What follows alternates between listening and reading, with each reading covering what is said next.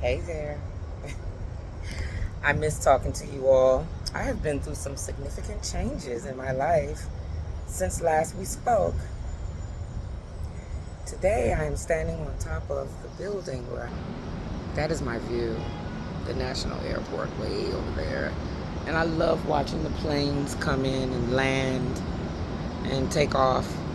So this is what I do on my lunch break. I sit on the roof in nature. There's the National Monument for those who don't live here. Yeah, I'm right down the street from the White House too, which is literally that peak of white there that you see. That's the White House. So anyway, I miss talking with you all. I had so much to say, but I'm not going to cover it all here. But I have moved. I've relocated, and ever since then, I guess the message I want to leave here today is paying attention to spirit when it is speaking to you. There are a lot of things that happen in life and a lot of things that do not happen in life. And the reason why I think things do not happen the way we want sometimes is because it's not for us at the time that we want it. And we can't see beyond that instead of just sitting in gratitude. So let me explain what happened. I moved to my new place. It took a while to get in it. It just felt like a struggle, right? And I should have known something was wrong at that point. Because if anything feels like a struggle or you have angst or challenge, sometimes it's there to teach you. Well, most times it's there. All the time it's there to teach you, right? But you don't see the lesson till way later on if you're not, focused there. Your energy's not there because you're humaning. You're doing human. So, of course, I kept telling myself as I was trying to move, and facing all the challenges, gosh, this place must not be for me, or maybe, spirit is trying to tell me not to move here. You know what I'm saying? It's a reason why. But I had to move really quickly because the place I was living in had mold in my bedroom. And they never fixed it. And it was there from November last year. Okay, it is probably still there. So I ended up moving to this new spot and finally got in it. So happy and excited. They neglected to exterminate. I do not like roaches. I grew up in a house where roaches wasn't a problem to the people in there except for me and my mother probably. So, I don't like no form of a roach. So that was not a good thing for me to see. And then my neighbor walks on her heels. I don't know if you ever know people that walk like they walk so hard on their heels that it sounds like she's coming through the floor. And her kids, she never trained her kids how to live in an apartment space, I guess, or they're just very young and she's tired and don't feel like dealing with them. But whatever the case may be, they rip and run through the house. They don't walk at all. They do not walk. They rip and they run. I mean that in every sense. And then they bang. It's like they're jumping on a bed that squeaks, and then they launch themselves off the bed onto the floor. Now, I can tell what they're doing because I've had children. Although my children know how to live in an apartment, they would never do that because I would never allow it. But everybody not built like that. So I tried to give them a little grace. I said, well, it's summertime. Kids are home. Maybe she doesn't work during the day or work during the summer. So therefore, maybe she can't, control them. I don't know. Whatever the case may be, that was an upsetting thing. And then there was a whole host of other issues, like my trash service wasn't picking up my trash. And it was just a lot of different stuff. Then my car tire went flat. I was like, oh my gosh, it's too late. I'm in here now. So whatever lesson I was supposed to learn, it ain't happening. I learned it and I'm in here. So I'm complaining. I sent in numerous complaints about her and her children and all the noise they make. Then I ran into her on the elevator. And first I knocked on her door. The second week I was there, I said, listen, how you doing? My name is Cecilia, blah, blah, blah. I just moved in. I understand the apartment was empty for a very long time, but we're downstairs now. She didn't even open her door. She called me the devil, said I was there to break up her peace.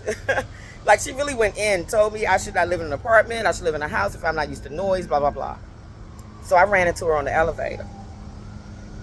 And I said, hi, I want to introduce myself to you again. Many apologies for just coming to your door because you didn't know who I was. You didn't have to open it. I said, but my name is Cecilia. I live under you. So I'm explaining that to her in a nice way because I'm like, listen, I don't have enemies. I do not have enemies. If somebody's my enemy, I would not know it unless they tell me. I don't have enemies, okay? So I told, so we spoke on the elevator and I told her, she was like, well, you got to understand it's summertime. And I said, yep, I did think about that, and I give you a little grace for that. I understand. I said, but can you just get them to walk? Like, can you just get the kids to walk in the house, right? And not run across the floor. We don't have carpet. So, we have those nice wood laminate floors. So, anyway, so she agreed to that. So we came to a meeting of the minds. Now, mind you, this was 2 weeks ago when I ran into her on the elevator. So, since then, it's been a little more quieter. I won't say that I hear as much noise as I did when I first moved in. So, I think she has calmed down a bit. And I ran into her again this weekend on the elevator, and we spoke, and she had all her groceries. I helped her into the thing with the groceries and stuff. So that first initial thing that happened when I went to her door, that's gone. We don't have that energy anymore because I fixed it, right? As much as I could. Of course, she's still gonna hear me go, hey, if they get too loud, right? But we have an understanding now. She gets who I am, and I get who she is, right? So I was thinking about that today, and I said to myself, I'm so happy, and my daughter too. We were just talking about it, and we were so happy that we came to a resolution in that, because number one, I don't like having enemies. Number two, I think there's always a peaceful way to resolve conflict. When you walk with your heart, when you're heart-centered, and you move with your heart, move in the energy of love, you can resolve most things. You can bring people up to your vibration and energy frequency if you don't engage in bullshit. Now, you might engage in bullshit a little bit, because I did. But I also, because she was like, you'll move, because I was like, they just need to move you out to the first floor because you have these kids, And she was like, you'll move before I will. That was the first time we met, not face to face. And Spirit told me who she was when she got on the elevator. I never saw her face. I just knew that this had to be the woman. So, I say all this to say, when you move with your heart, when you are heart-centered and you move in the frequency of love, things can resolve better. They resolve quicker and better. Even if the other person doesn't move in love, luckily she did, because I exuded so much. She just couldn't help it. She was like, damn, she's being so nice to me after I said all that stuff to her. Told Mama, call the police. I was like, okay, call them, baby. But we passed all that now, right? So when you move with love and you move with your heart energy, things, it's like problems, worries, challenges, they melt away. They literally dissolve, right? So our resolution was a dissolution of negative energy and lower vibrational frequencies, right? We don't want that. We want high energy, because she got 2 kids and they're young. And I would love to love on them. They're probably lovely little kids, but they're just being children, running, doing the stuff. So, and then I had another thought today. I said, dang, it's people out here who are deaf. I'm not saying they're in a bad situation. People that's deaf, they use all the other senses, right? So they're luckier than us. But if I was deaf, I wouldn't be able to hear the banging. I wouldn't be able to hear her walking hard. So I had to flip the whole script around and tell myself I am in gratitude for hearing it, even though it bugs the hell out of me, especially at 9 o'clock at night when I really get into a TV show or something, or into my writing or on my laptop, because that's the only time I can do it when everybody else is quiet. So I just want to say, move in the spirit of love. Try to use your heart when you are dealing with people. And not a false heart. Not a heart, don't move falsely. Like, really love people. Put yourself in their situations and kind of like think of all the things that could be going on that you can't see. That's gratitude. That's having empathy for people. Having, to take yourself and look at someone else's situation and say, okay, I can understand this. Even if you can't understand it, because I couldn't at first. I was like, damn.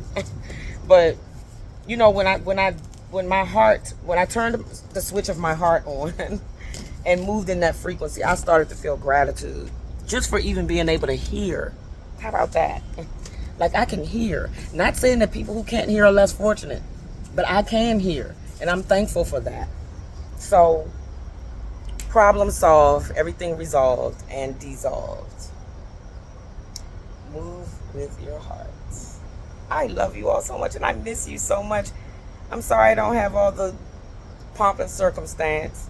I don't think I'm going to be that person. I'm just going to keep it 100 with real life stuff that's happening, because in order for you to even get to a place of understanding that you are light and that you are energy and how to activate all these things, you got to understand how to deal with people emotionally in a physical way. Everything else is going to fall in place. You activate this part of yourself. Activate that heart energy. And trust me, the path is going to open up. And you're going to still face challenges. You're going to still go through some things. But you're going to come out better on the other side. And then even after that, you're going to continue to learn some other things and keep going after that. There is no end. Everything is cyclical. There's no end. You don't know everything. And you probably never will. But what you do know, take it and use it for the betterment of all. I love you. Be happy, be light, be love. Namaste, Cecilia.